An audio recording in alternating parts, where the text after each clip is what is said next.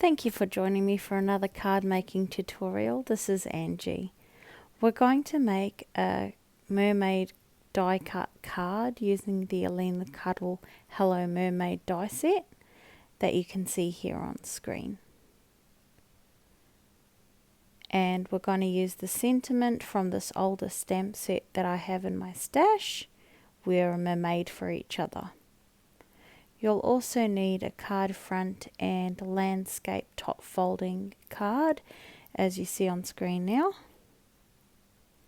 I run my die through the die cutting machine to cut all the pieces I need to make a male and a female mermaid. And here you can see all the pieces cut out, and you can just watch how quickly they assemble. The die set's beautiful, cuts great detail into those tails. You get really well defined and shaped scales all the way down the tail, and it really does come together very quickly. And using the same face and hair, you are able to get clearly differentiable male and female.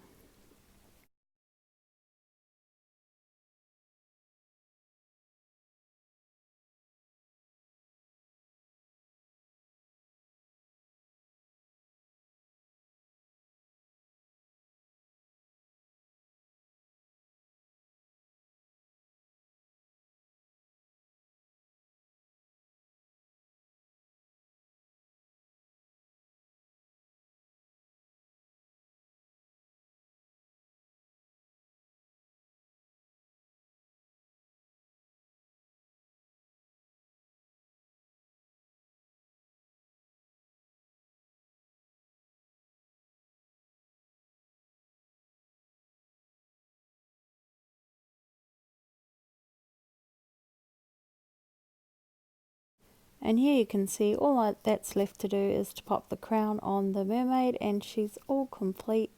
How cute is she? Just stunning, stunning in real life. And now I'll assemble the boy. You can see he assembles even quicker, less pieces to pop together. And I've just placed his hair a little bit higher so that his ears really pop out, but he really does come together super quick.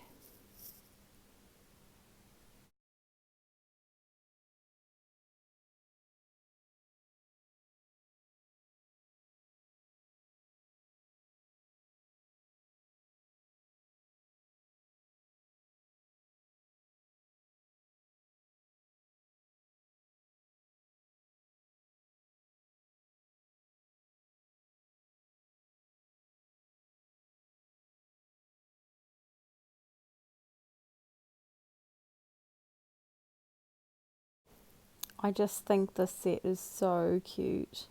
Now I'm just going to pop them on the card front to see how they sit, how much space I need, and where I can pop the sentiment. Kind of leaning towards maybe having them holding hands.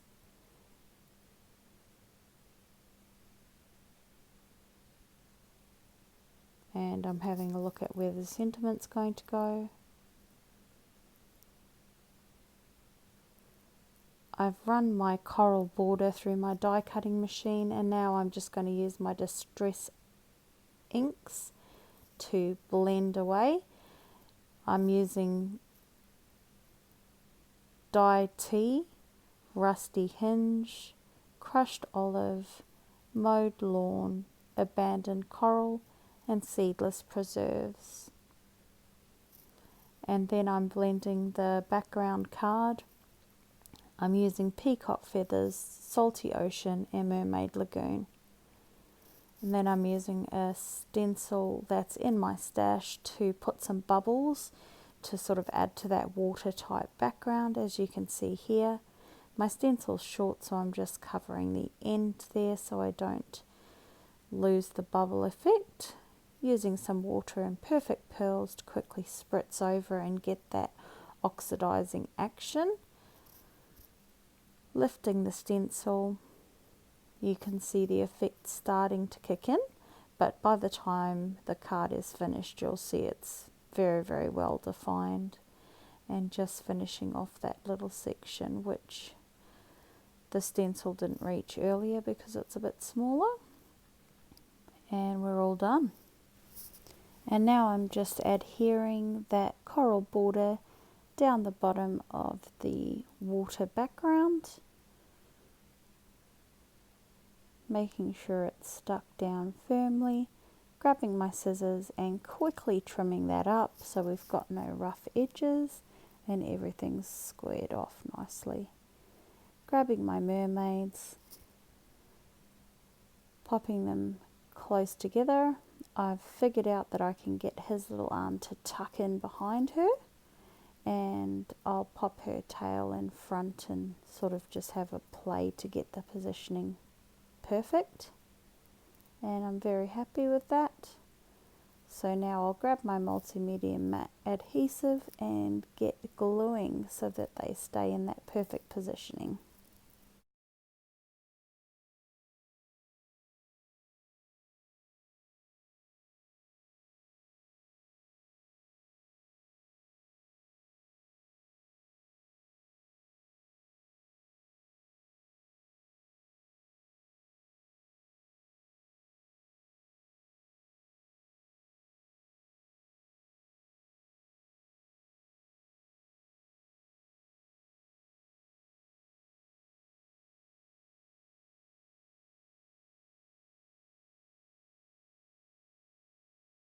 Now I'm securing them in place, making sure her hair's not popping over the edge, but that they're all the way over to the side.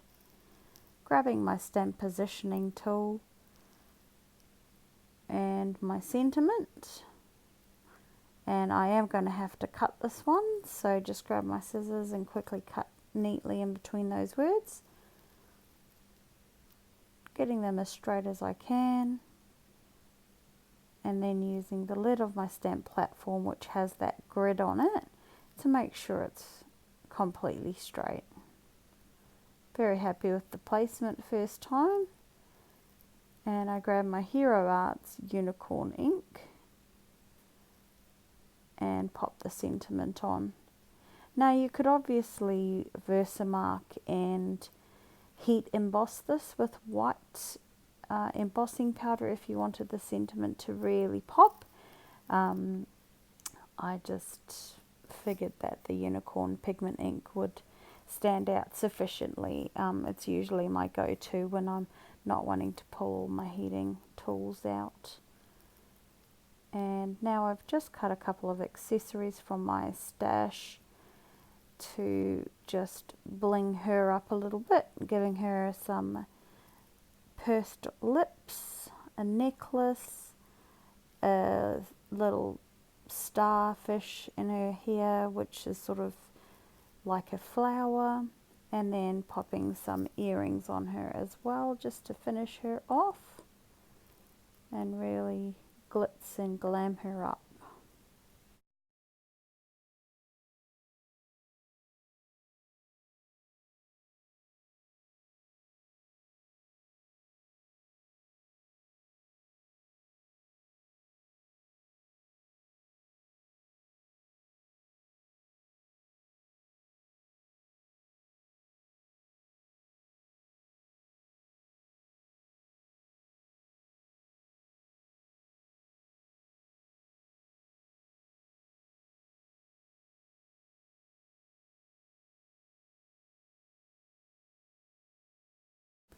And if you're anything like me, no card's complete without some sequins. So using some iridescent cup sequins and multimedia matte adhesive, I just scatter some throughout the card to make sure there's a little bit more interest to the background and filling out those areas of white space to finish off the card.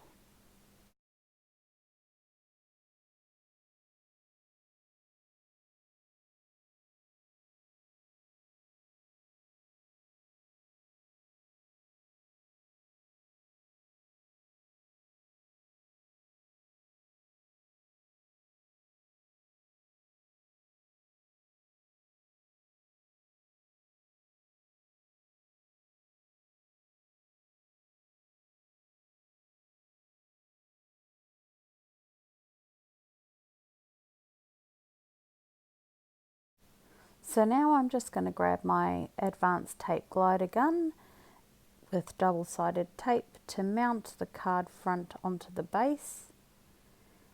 Make sure it's fully squared off before I press it down firmly to lock everything into place. You don't get very much wiggle room with these. And now that I'm fairly happy with that, I give it a good press down and admire my finished card. Thank you so much for joining me.